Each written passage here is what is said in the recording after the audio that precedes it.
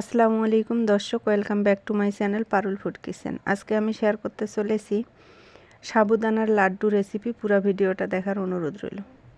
সাবুদানা দিয়ে দুর্দান্ত যে এই লাড্ডু বানানো যায় সেটা আগে জানতাম না, তবে এই লাড্ডু যে খেতে এত দুর্দান্ত হয় তাও জানতাম না। তবে আপনারাও ট্রাই করতে পারেন, দুর্দান্ত লাগবে।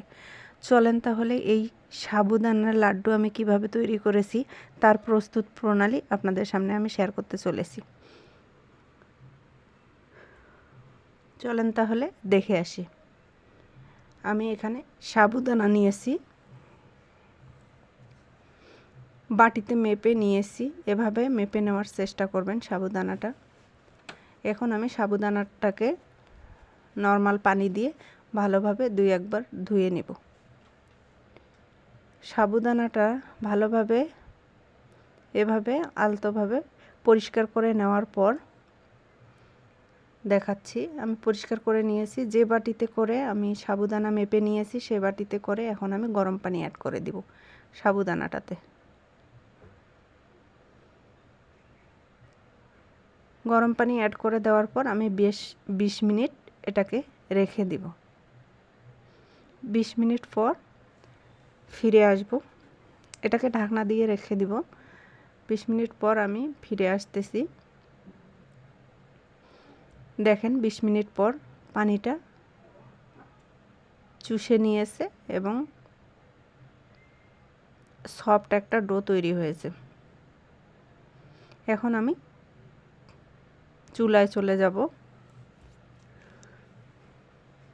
চুলায় ফ্রাই প্যান বসিয়ে দিয়েছি। এখানে আমি এখন ঘি দিয়ে নিব 2 চা চামচ। এখানে ঘি দেওয়ার চেষ্টা করবেন, তাহলে লাড্ডুটা খেতে ভালো লাগবে। ঘিটা একটু গরম হয়ে আসলে আমি এখানে অ্যাড করে দিব সাবুদানাটা।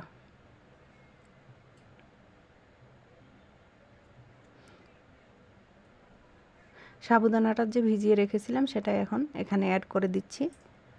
অ্যাড করে দেওয়ার পর অনবরত নেড়ে যেতে হবে। এই ঘিয়ের মাঝে একটু সাবুদানাটা আমি ভেজে নিব। সাবুদানার গায়ে যে পানিটা আছে সে পানিটা আর থাকবে না।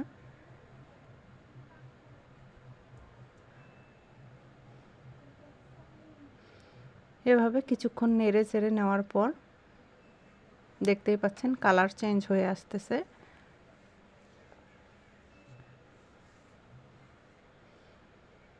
আমি কিছুক্ষণ এভাবে নেড়ে চেড়ে নেওয়ার পর এখন আমি এখানে অ্যাড করে দিব চিনি।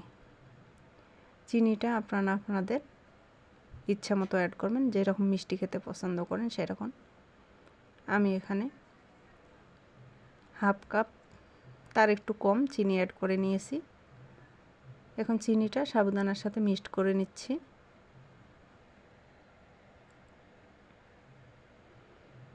এ সময় চুলার আঁচটা মিডিয়ামে রাখতে হবে, না হলে নিচে থেকে লেগে যাবে সাবুদানাটা। এভাবে অনবরত নেড়ে চেড়ে যেতে হবে। চিনিটা দেওয়ার পর একটু পানি ছেড়ে যাবে।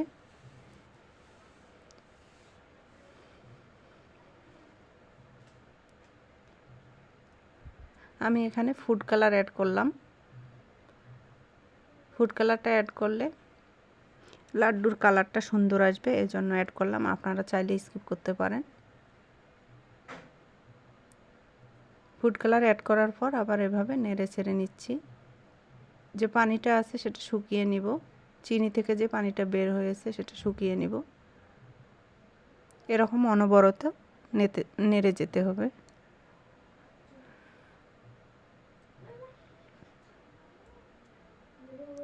যখন দেখবেন যে ফ্রাই প্যানের গা থেকে উঠে আসতেছে তখন এটা পারফেক্টভাবে হয়ে যাবে। তার আগে আমি এখানে বাদাম অ্যাড করে নিলাম।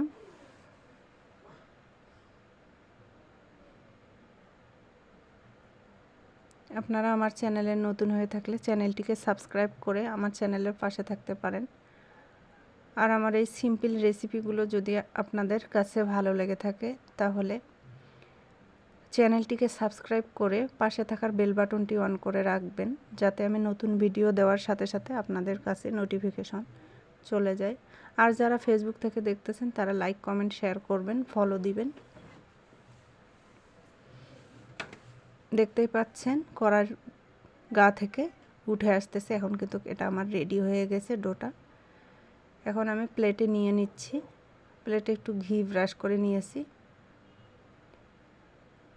এখন এটা হালকা একটু ঠান্ডা হওয়ার অপেক্ষায়, হালকা একটু ঠান্ডা হওয়ার পর আমি এটাকে নাড়ু আকারে শেপ দিয়ে নিব। লাড্ডু আকারে শেপ দিয়ে নিব। পানিটা নিয়েছি, হাত একটু ভিজাবো কারণ গরম আছে হালকা। আর এভাবে লাড্ডু শেপ দিয়ে নিব।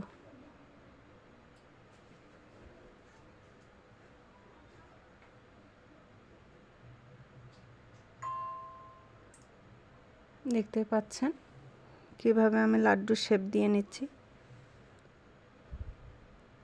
ছোট বড় আকারের আপনারা করে নিতে পারেন। আমি আমার ইচ্ছা মতো লাড্ডু শেপ দিয়ে নিচ্ছি।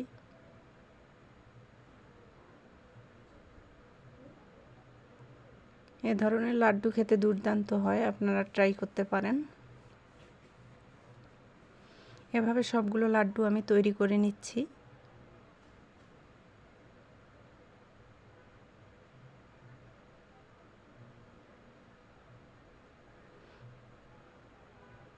চেপে চেপে এভাবে লাড্ডু তৈরি করে নিচ্ছি।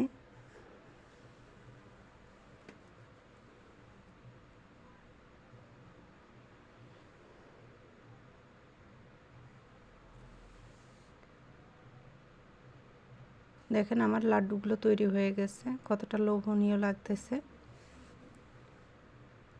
খেতে কিন্তু দুর্দান্ত হয় এ ধরনের লাড্ডু রেসিপি, আপনারা ট্রাই করতে পারেন। ভালো থাকবেন, সুস্থ থাকবেন, আমার জন্য দোয়া করবেন। আর একটা নতুন রেসিপি নিয়ে আমি আপনাদের সামনে আসবো ইনশাল্লাহ। এ পর্যন্ত আপনারা আপনার পরিবার নিয়ে ভালো থাকবেন। আল্লাহ হাফেজ।